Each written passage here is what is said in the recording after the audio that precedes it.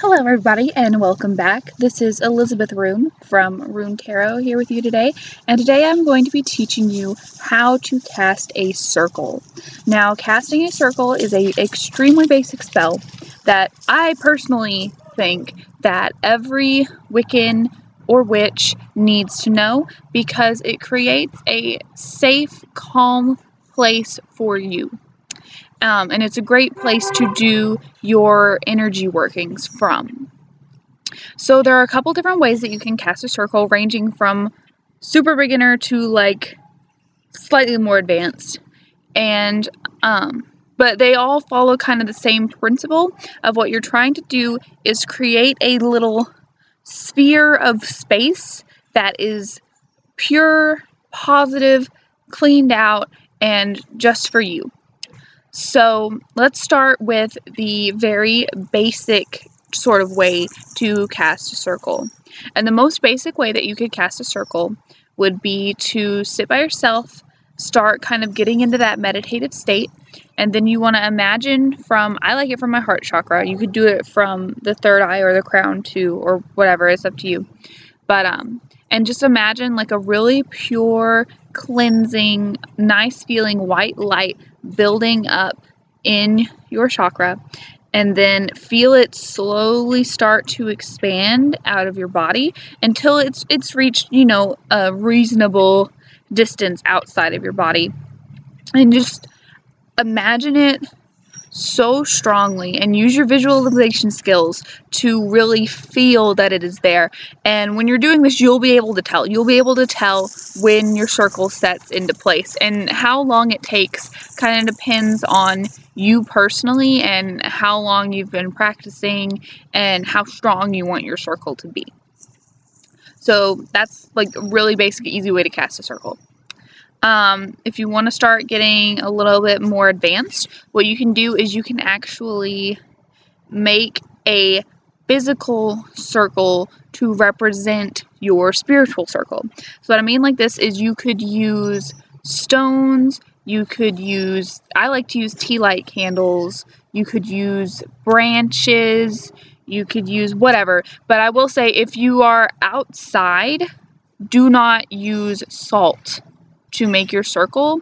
I mean, if you're using just like a really tiny amount to cast it, it might be okay. But if you're using enough salt that you can actually see it on the ground, that salt, when it soaks into the ground, is going to really damage any vegetation that is living where you are casting your circle. So, I mean, if you're inside a salt circle, it's fine, because, I mean, there's no vegetation growing on your floor, hopefully. So, that's fine. But if you're outside in nature, it's better to not use salt to cast circles because it's very damaging to the life that's already there. So anyway, so you want to use this physical circle to kind of physically set a real boundary to your circle. So when you do the same thing where you go into your meditative state and you imagine your circle expanding, and this physical ring that you have made on the ground will literally become a physical embodiment of the circle that you have created for yourself. And what this kind of does is it gives it, I guess you could say, it gives it just a little extra oomph. It makes it more tangible. It makes it physical. And I personally believe that this makes it feels stronger. It feels more real, I guess. I don't know. I don't want to use that word as if the meditating circle isn't real, but it just feels extremely concrete, I guess is what I want to say. And most people, if you cast a physical circle like this, you do not leave the circle until you have uncasted it. And I didn't really talk about this with the last one, with the mental circle, but with the physical circle, what you want to do is, after you are done and you've done whatever it is that you want to do while you're in your circle, what I like to do if I'm casting a simpler circle like this is I will just clap my hands and imagine all the energy just dispersing. So that's what I do, is if I'm casting just a simple circle and I want to show the universe that I am done with my circle, I will just clap my hands really loud and just imagine all the energy just dispersing. And then you want to go and pick up each of the objects that you have used to cast your circle one by one, gather them up, and then bring them back with you wherever you go. Don't leave the physical objects that you use for your circle just out in the open, because if you're using them for something like this, I mean, to me, if you're using them for something like this, that makes them sacred to you, and I wouldn't just leave sacred items just littered about my yard. I don't do that. But I mean, it's up to you. If you feel like you want to have a permanent place where you always cast your circle, I can see where you might want to leave them outside. It's up to you. And then next is, after you've kind of done just the simple meditative state kind of spiritual circle, and then you start actually adding like a physical boundary to your circle, the next thing you can do is start calling upon outside forces to help strengthen your circle. So the ones that some people call on what's called the four corners, some people call on the watchtowers. What I do personally, and I mean, any of those are fine, it's whatever you want to do. And then you call on whatever deities you're following. What I do is, when I cast my circle, I call on the goddess, I call on the god, and then I call on the guardians of the four elements. So, earth, air, fire, water. And what I do is I walk around, because I do cast a physical circle, and so I will walk counterclockwise around, not counterclockwise, I'm sorry. I will walk clockwise around my circle, and as I walk, I'll say my chant, and there's all sorts of different wordings for this, so it's totally up to you exactly what you want to say. But basically what I say, it's something like this. I'll say, I now cast this, my working circle, and then I'll walk once around clockwise, and while I'm going, I'll say, I might repeat it several times, I might say it slowly. I'll say, I cast and consecrate this circle in the name of the goddess and the god. I welcome their presence and power with honor.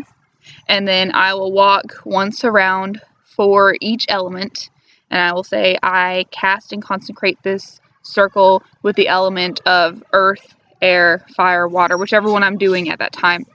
And I will walk once around the circle and chant once for each element.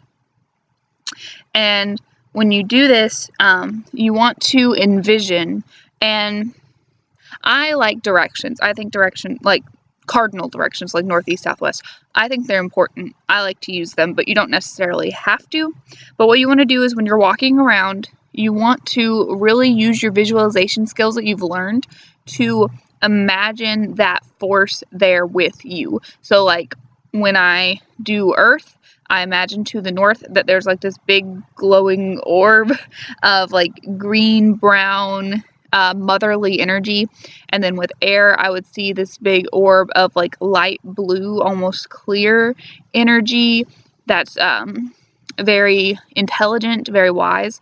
And then with fire, I feel this very hot orange red energy, and I can usually actually feel the heat from it on my back, and I think it's because I'm a fire witch, so that's something that I'm really in tune to, is the energy of fire. And so when it's there, I know it's there. And then with water, I would see kind of a dark blue energy that's very calming and healing feeling to the west. And that's just how I do it. It's up to you, and you might just, with each element, kind of think about what that element means to you and what sort of energy you think that it carries, and just kind of feel that with you in your circle. And then you do that for the goddess and the god as well. And so this can take a long time, especially if you've never done it before, to really gather all of the energies, but it's definitely worth it, especially if you are trying to cast an extremely powerful spell. It helps to have other forces there with you that you know are watching out for you and helping to care for you while you're casting your circle. So that's like a more advanced method. And then with that circle, when you want to close it, what I do personally, remember, you can kind of word it however you want, but I walk back counterclockwise around my circle, and I dismiss each of the elements, and then I sit in my circle with just the goddess and the god. and I talk to them, and I might, talk to them, meditate with them for a little bit, and then I will walk counterclockwise around the circle again to dismiss the goddess and the god, and I will finish by thanking all of them for their presence, thank them for being there. I might thank them specifically for anything specific that they've done during that circle instance, during that ritual, or I might thank them for things that they've done in the past for me.